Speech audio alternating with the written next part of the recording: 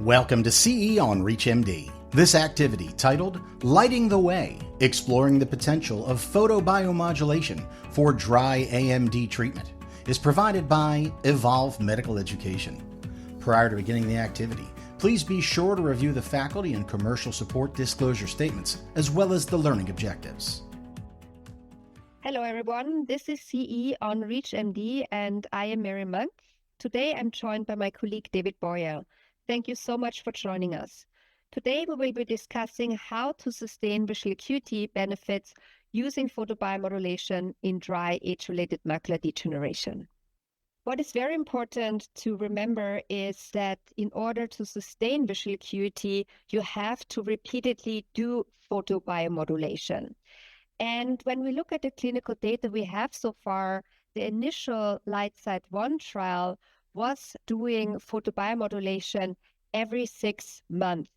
And what you can see that after 6 months, every time, the visual acuity decreased slightly. However, as soon as the PBM was performed another time, then visual acuity improved again.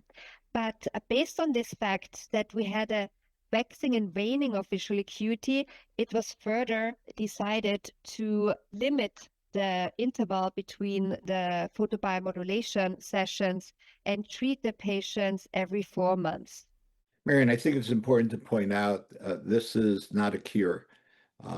You need to continue to apply PBM in order to get the best results. I think that when you go to LightSight 3, the 4-month intervals certainly showed that.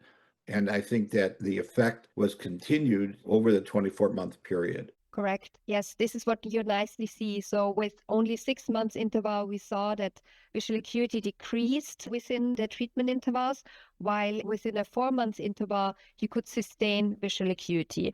But as you have pointed out, it has to be continued in order to keep and sustain best corrected visual acuity improvement. And I think also the LightSight 3B trial is a good example why it is important to keep on treating the patients with photobiomodulation. What is your take on that, David? I was very impressed by the LightSight 3B program. We certainly had the 24 months showing a definite improvement in the PBM-treated patients compared to sham. But then there was a period of time until the drug was approved and financing that they could continue a longer-acting study. And certainly it started to show, even in the PBM-treated patients, there was a slight decrease. But in the sham patients, they continued to deteriorate, so that the difference between the treated and untreated 20 months after treatment was great. But it was very important to see that once the PBM treatment was reapplied, that the visual acuity actually improved back to the 5-letter improvement, while the sham-treated patients continued to do poorly.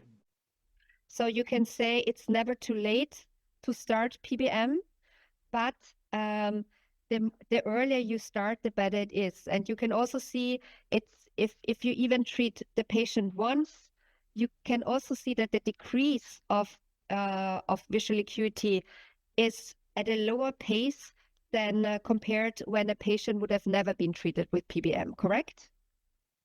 That is correct. I mean, you can see clearly that treatment intervals at 4 months caused a continued improvement.